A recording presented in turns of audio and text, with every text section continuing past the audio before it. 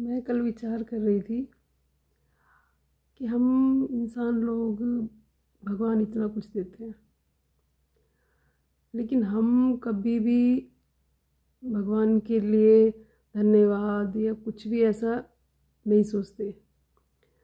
या फिर भगवान हमें देता है तो हमें वो हमेशा कम लगता है।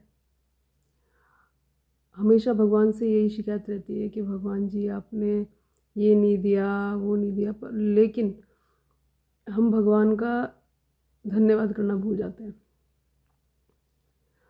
अभी थोड़े दिन पहले मैं बाहर गई तो मैं रास्ते में रुकी तो मेरा खाने को मन करा कि मैंने कहा कुछ खाते हैं, तो मोमोज़ खा रही थी।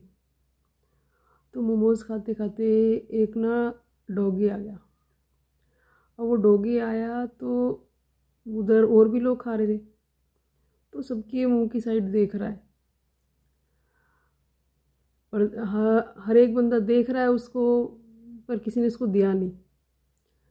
और मेरे को देख के तरस भी आया तो मैंने उसको दिया भी, लेकिन मैंने उसको एक दे दिया, दो दे दिए, लेकिन उसका पेट तो नहीं भरा।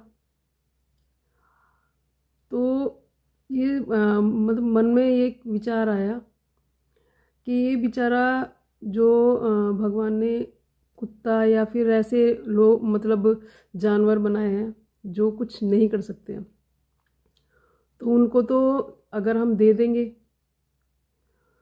तो ठीक है, बेचारे उतना ही लेके अपना संतुष्ट हो जाएंगे। और हम लोग क्या करते हैं कि दे दिया और भूल गए उसको, बेचारे को उसका मन कर भी रहा है और खाने के लिए, तो कुछ नहीं कर सकता। वो इतना मतलब लाचार है कि अगर उसका मन कर रहा हो कि मैं और खाऊं, मैं मेहनत करूं या कुछ भी ऐसा करूं, तो चाह करके भी बेचारा कुछ नहीं कर सकता। वो मतलब उसके भगवान ने उसको वो सामर्थ्य नहीं दी।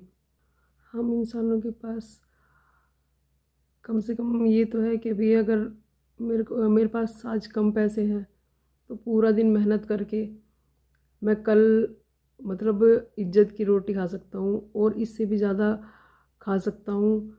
हमारे पास वो ऑप्शन है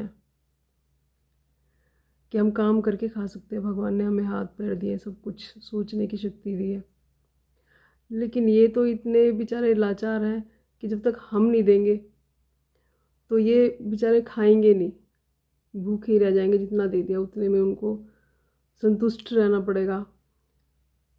तो भगवान ने हमें एक ना बहुत अच्छा तोहफा दिया है इंसान बना के, कि हम करके खा सकते हैं, लेकिन हम लोग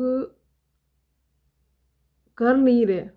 कहने का मतलब ये है, चाह करके भी कई लोग आलस लगा लो चाहे कुछ भी है, और भगवान ने जो दिया है उसका शुक्रिया नहीं मनाते और गरीब रह जाते हैं। वो गरीब भी इसलिए रहते हैं कि वो जितना देता है भगवान, उसका ना तो भगवान को शुक्रिया धन्यवाद कुछ नहीं देते।